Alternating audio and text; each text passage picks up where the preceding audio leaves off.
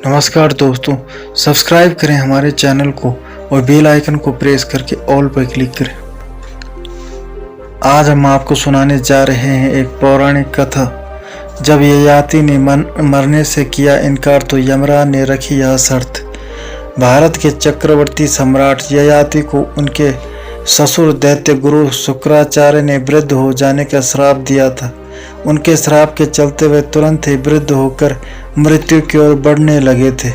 ययाति की इस कहानी का वर्णन सभी जगह, लेकिन कहानी का मूल वही है। सम्राट ययाति संसार के प्रति आसक्त व्यक्ति थे। 100 वर्ष जीने के बाद भी उनकी भोग लिप्सा शांत नहीं हुई। कहते हैं कि उसकी 100 रानियां थी। विषय वासना से तृप्ति न मिलने पर उन्हें उससे घृणा हो गई और उसके मन में फिर से जवान बनने की अभिलाषा जागृत हो उठी। लेकिन जब उसका मृत्यु का समय आया तो वह थर्राने लगा। डर गए और यमराज से कुछ समय और जीने की याचना करने लगे। यमराज उन्हें मोहलत देकर चले जाते हैं। इस तरह यमराज 2-3 बार और आते हैं और अंत में ययाति को ले जाने के लिए टस से मस नहीं होते। यमराज के सामने ययाति गिड़गिड़ाने लग जाते हैं। कहने लगे, अभी तो मेरे बहुत काम बाकी हैं। अभी तो मैं अतृप्त और भूखा हूँ। कुछ और मोहलत दे दीजिए। ऐसे इस तरह अचानक मत ले जाइए। अभी तो मैंने कुछ भोगा ही नहीं। यमराज ने कहा कि आपकी उम्र कभी से ही पूरी हो चुके हैं और अब आपको ले जाना ही पड़ेगा। लेकिन ययाति जब बहुत गिड़गिड़ाने लगे तो यमराज ने कहा, अच्छा ठीक है, इस शर्त पर अंतिम बार आपको छोड़ दिया जाता है। वह यह है कि अब तुम अपने किसी पुत्र की उम्र के बदले यहाँ और कुछ दिन रह सकते हो। अब ययाति अपने बेटों के समक्ष गिड़गिड़ाने लगा। जो बेटे 70 के, 60 के या 50 की उम्र के थे, वह जैसे तैसे मना करके वहां से चले गए। बाद में यदु, परवसु और द्रुहु ने भी जब मना कर दिया तब उसने पुरु से पूछा। पुरु सबसे छोटा लड़का था। पुरु ने कहा कि पिताश्री, मैं अपनी उम्र आपको दे देता हूँ। जब आपका मन 100 साल भोग कर नहीं भरा तब मेरा कहाँ भर पाएगा।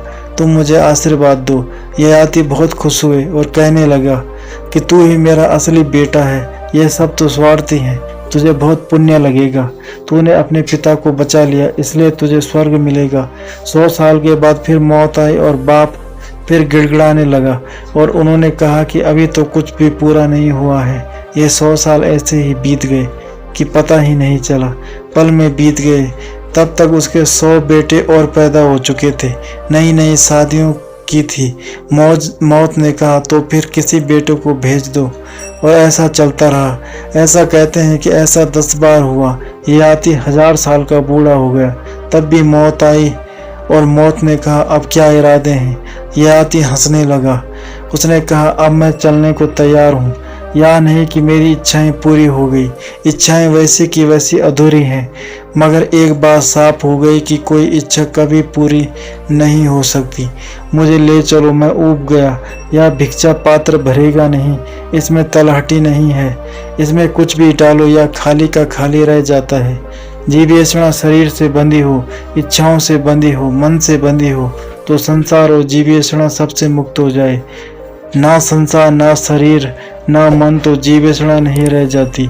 जीवन ही रह जाता है। शुद्ध जीवन, खालिश जीवन, शुद्ध कुंदन, वही निर्माण है, वही मोक्ष है। तो दोस्तों, ये थी आज की कहानी। उम्मीद करता हूँ आपको कहानी पसंद आई होगी। अगर आपको कहानी पसंद आए तो चैनल को सब्सक्राइब करें, बेल आइकन को प्रेस करके ऑल पर क्लिक करें, वीडियो को लाइक तथा शेयर करें और हमें सपोर्ट करें। धन्यवाद।